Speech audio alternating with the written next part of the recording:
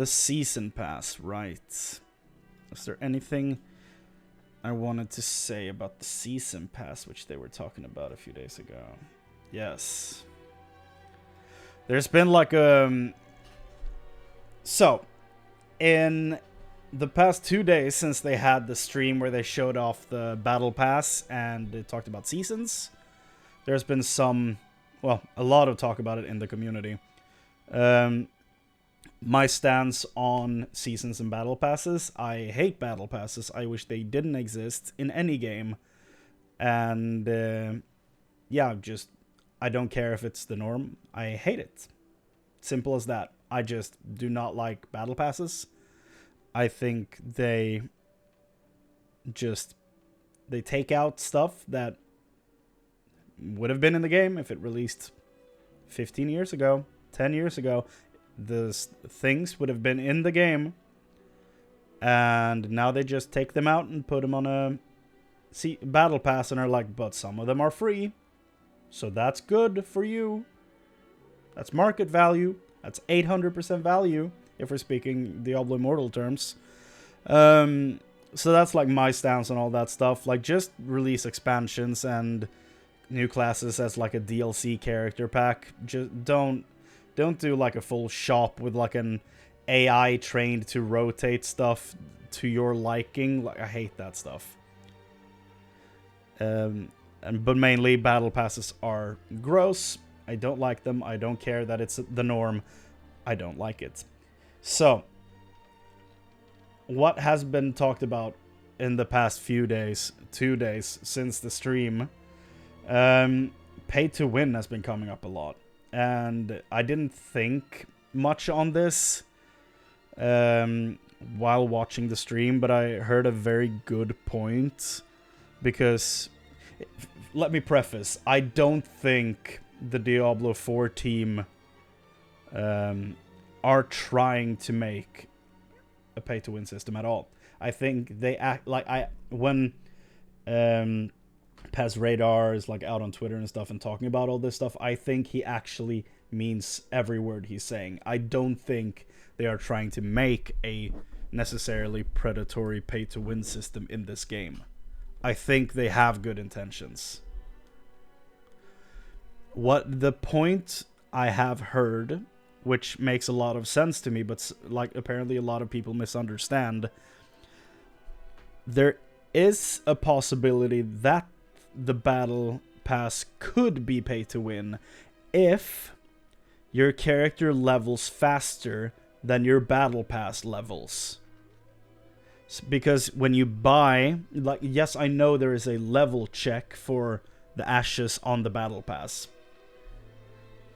If you are a higher level on the battle pass than your character, yes, there is the check for character levels. However, if you buy a bunch of battle pass levels, if your character levels progress faster than the battle pass, you will like catch up to the higher battle pass levels quicker than someone who is not buying them,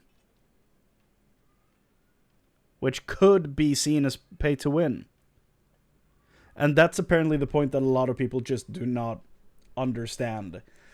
Because like, yeah, but you still have to level. Yes, but if the battle pass is quicker, like if the character levels go quicker than the battle pass levels, then your the 2 checks you have in place for normal free players is way more work to get through than the person who just has to level a character because he bought the other stuff, right? Am I making this clear enough? Probably not. But based on what I've seen, there's not going to be a way to convince people that don't understand this argument in general. So I'm not even going to attempt to go further into it. I'm not. It feels like a lost cause based on everything I've seen. I saw Mr. Llama try to explain all this stuff, and my god, some people just do not want to listen to when someone's trying to make an argument. They're just starting their returning argument is something completely different. and unrelated, which is always fun to see. Basically, if the character levels are faster than the battle pass levels, it's potentially pay to win. Because you can just buy the battle pass, unlock all the way to 90, and then all you have to do is level, and you will unlock all this stuff. While the free-to-play person has to both level and move further with the battle pass at the same time. So if he levels faster, he's going to be gated by the battle pass levels, which will take longer. And if you have a leaderboard, they're paying to get further on the leaderboard faster than the free players, which is not balanced, which is the whole problem with this. Another thing I like, in general, I don't like that that's a thing that could be potentially happening, and I'm glad that Pass Radar and like other devs have been on Twitter saying like they should be about the same pace. But at that point, it's also like, yes, but is it gonna be that way? Like, can we haven't seen like people outside of the dev team. We haven't seen people on the dev team play with it either. But like, they say that their goal is to have them be about the same speed, which is like, okay, good. I hope it actually works out that way when we get our hands on it. I don't I said before, I think they have every intention to make it that way. To make it the same pace. So it's not uneven. So you don't have to worry about people who are actually buying levels on the battle pass. This whole thing could be avoided by simply just not going down this road. Having battle passes because every other game does. But here we are. This is AAA gaming in the 2020s and I hate it. I don't think they are trying to make this an imbalanced system which promotes people buying. I don't think that's the case. Based on the way they are talking about it, I think they have...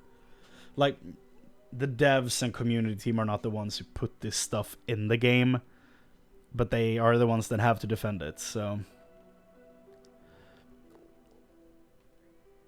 I don't know. It's a poor situation to be put in as a dev and a player, and I don't really like that either side has been put in this situation. Another thing I have a bit of a problem with this whole battle pass thing is the fact that there's 3 levels of it. You have like the free battle pass, which everyone gets. You have the premium one, which gives you 20 levels. And then you have the like super special premium one that gives you 20 levels and an exclusive cosmetic, which is like, okay, so people have to pay $25 if they don't want to miss out on this potentially one cool thing that you're putting in here tied to the battle pass. Why is it not just the final unlock, like something big and cool? Why do you have to have a third tier with an extra cosmetic? I don't... no. I don't like that at all. I think that I feel is very much like a fear of missing out, like predatory practice, where you know they have a full office of people just typing down all these these marketing tactics to get people to pay more money. Like, they have psychologists and stuff doing all this.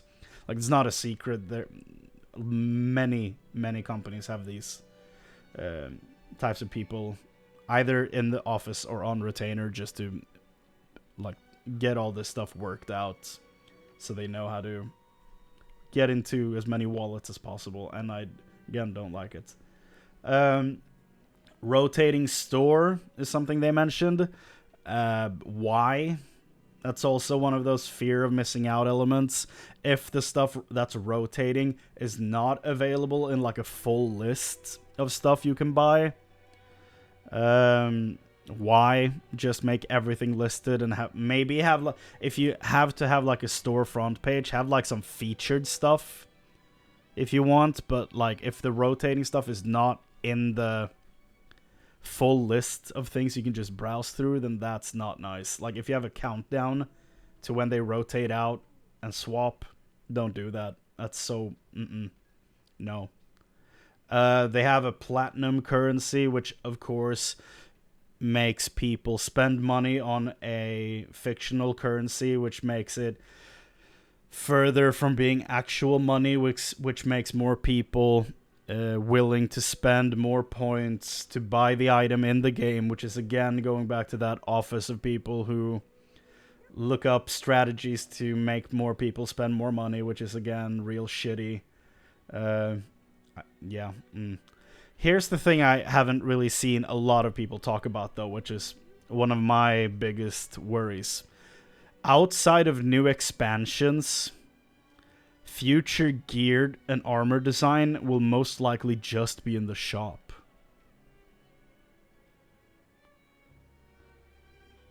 That's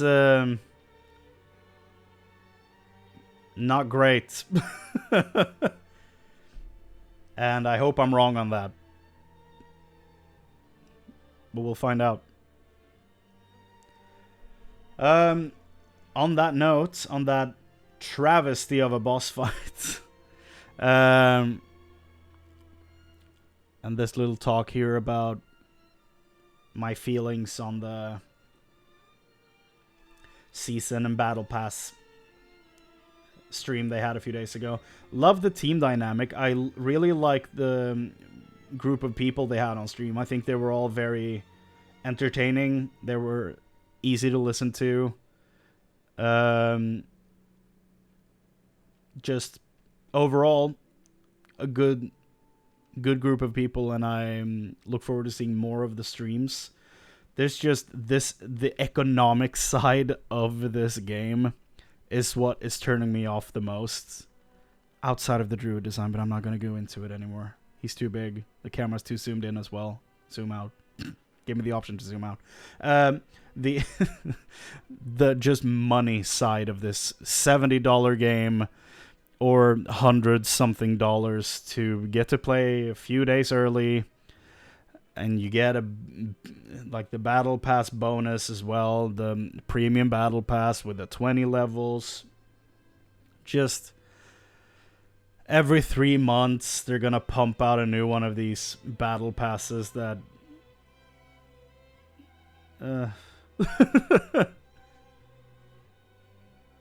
yeah.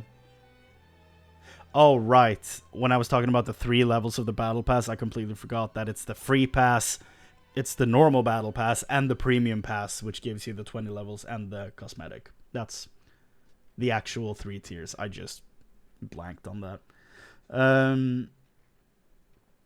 I forgot that you actually have to buy the base battle pass for $10 to get access to it, which in and of itself is ridiculous. But it is what this industry has become, and I'm getting really tired of it. I wish we could just separate the mobile game industry and the video game industry and have them as 2 separate beings instead of having them like side by side in the quarterly reports for Activision, where we always have to see how much money King is making and then how little money Blizzard is making in comparison, and then having Blizzard shift and having to do all this scummy shit to like try to pull in competitive numbers.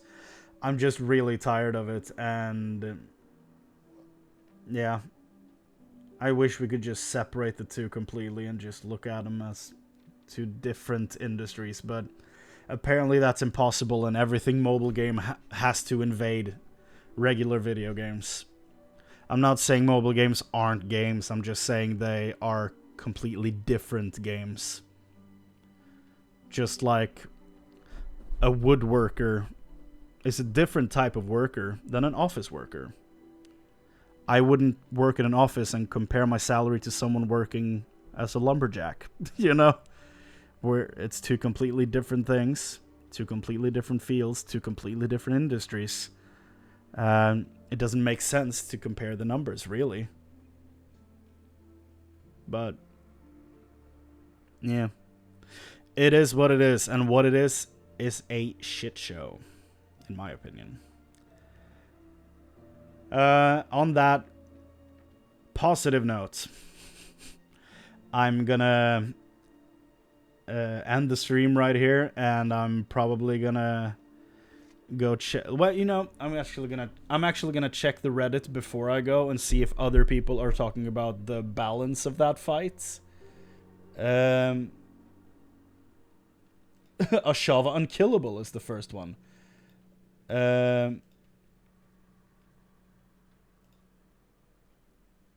So, okay. I just fought it with 15 other people. 15 other level 20s and a level 11. We got it down to 70% and ran out of time.